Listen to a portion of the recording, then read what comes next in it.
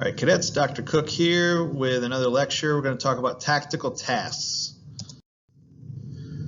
All right, so the last video about mission, we talked some about these tactical tasks and how we have terms for our methods, our tasks, our purposes, and all of these terms have some very specific meanings, not only within the Army, but a lot of them are agreed upon joint with the other forces in the United States and even with our allies in other countries. All right, that gives us clarity of meaning, and it's important that we understand what these words mean so you know what it is you're supposed to do. All right, if you go to ADP 102, for the tactical mission tasks, not only does it have definitions, but Table 9.1 will show you the different symbols, okay, so you can understand the symbology on a graphic and communicate what you want people to do or what you're supposed to do. Now, along with that, there's also Table 9.2 has tactical enabling tasks like screen, cover, guard, and you should understand how those work and what they mean. Table 9.3 has the tactical retrograde tasks, all right, for when we need to do that, like retirements and withdrawals and withdrawal under pressure. What are the difference between those? And then Table 9.4 has some subordinate attack tasks or some alternative things that might have to happen. Key one there might be ambush, right? We'll be learning about those in MS 300. I'm going to talk you through a few of some of these key ones that come up and talk about some differences. So you're probably, I hope, all familiar with attack by fire and support by fire. All right. Now, the difference there, when you're attacking by fire, you are the attacking force. You're not moving, you're using your fires to engage the enemy, but you directly are trying to have an effect on the enemy to destroy them, suppress them, fix them, something that you want to do to the enemy. When you're in a support by fire position, you've maneuvered there, right? And you're providing support to another maneuver force, all right? So there's some other maneuver force that's interacting with the enemy that you're providing support to, all right? In the attack by fire position, you are the maneuver force who's interacting with the enemy directly. All right, now we talk about destroy, neutralize, and suppress, all right? When we destroy the enemy, we completely physically get rid of them to the point that they would have to completely rebuild that unit in order to have any kind of functionality back. All right. When we neutralize an enemy, that means we want to make it so that they can't interfere with a friendly mission. Okay. So some way that we can stop them from interfering with what we want to do.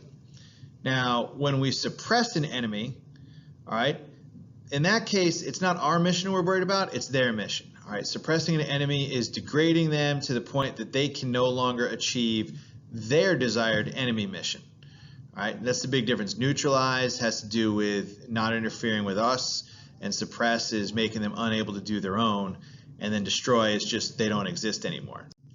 All right, block, disrupt, fix, and turn. All right, these are effects that we want to have on the enemy, something we want to do to them. All right, so when we block them, it means we want to stop them from having an advance or moving along a certain avenue of approach. All right, they can't use that avenue of approach anymore because you've blocked it. All right. When we disrupt them, that means we want to interfere with their synchronization. All right, we want to piecemeal their attacks. They're still maybe moving, but maybe they get held up on one side, but while the other side is still advancing, and things like that, just to completely throw off their timeline and interfere with how they're executing their mission. Right? Fixing the enemy, though, means I want to keep them in a single spot. All right. And it's tied to the terrain, all right? I want to fix them in a certain location and keep them there for some amount of time, all right? Usually so we can do something else to them, like bring in another maneuver force to attack them from the flanks or to bring in indirect fires and hold them in a position. So fixing is all about keeping them in one spot on the ground.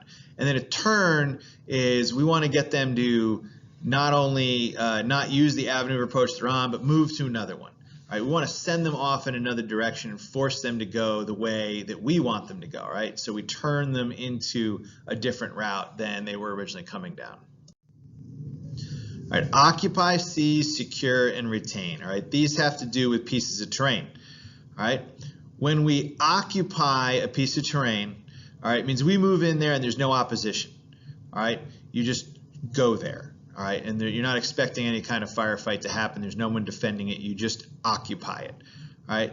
Now that's very different from having to seize a piece of terrain, which is when it's contested and you are going to get there through overwhelming force, right? And you are going to take that piece of land away from someone else, right? That's a seize, right? Now, securing is terrain oriented, but that's where we want to protect something, okay? And it might not be where we are right now. And the key to secure is that we want to stop the enemy from damaging or destroying it, all right? So we want to secure that location so that they don't cause damage on it, all right? Now that might mean that we're not there. We just prevent the enemy from causing damage. Now retain is a little bit different because retain is, one, we already hold it, all right? It's land that we have, and we want to keep it free from enemy occupation or use, all right? We want to physically keep the enemy off of that piece of land, all right? Now that's different. So retain has to do with whether or not the enemy comes onto it, whereas secure is whether or not they damage it. Obviously they can damage it with fires and not physically be there, all right? So those are two different things. All right, now isolate and clear. These are also have to do with pieces of terrain and the enemy that's on them and what we're going to do to that enemy, all right? When we isolate it, you should think about a classic siege like medieval times, right? So we're going to seal that off and cut the enemy off from any interaction with their other enemy forces, all right? We don't want communication going outside of that. We don't want movement going outside of that. Whatever's inside of there has to stay inside of there. All right, but they can stay there. We don't necessarily have to engage with the enemy. We don't have to destroy them. They can stay there as long as they stay there. All right, we just don't want them to interact with or leave that place or anything on the outside. Now, clear is very different from that. All right, when we clear something, we want to eliminate all of the enemy that are on that. All right, so there will no longer be enemy on that piece of terrain. All right, now we don't necessarily have to destroy them again. They could leave. All right, we just don't want that place to have enemy forces in it anymore. All right, wherever they go or what happens to them, it doesn't really matter. Okay, follow and assume and follow and support are two kinds of missions that second force might get given. All right, when we follow and assume, all right, that means that the second unit, the one that has that task, is prepared to continue someone else's mission if they can no longer do it, right? So if company A is up in the lead and their mission is to, attack some objective, right?